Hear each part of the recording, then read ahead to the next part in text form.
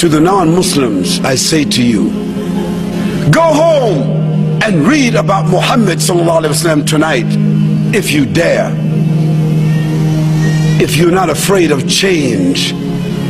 Because if you read about Muhammad sallallahu alaihi wasallam with an open heart and an open mind, there's a chance that love for this man and respect for this man will come into your life, come into your heart, come into your mind, come into your family and your home, and you also may want to be a follower of Muhammad sallallahu alaihi wasallam. And if you should choose to do so, you will never elevate his name, you will never increase any blessings to his ummah, but you will benefit your own selves.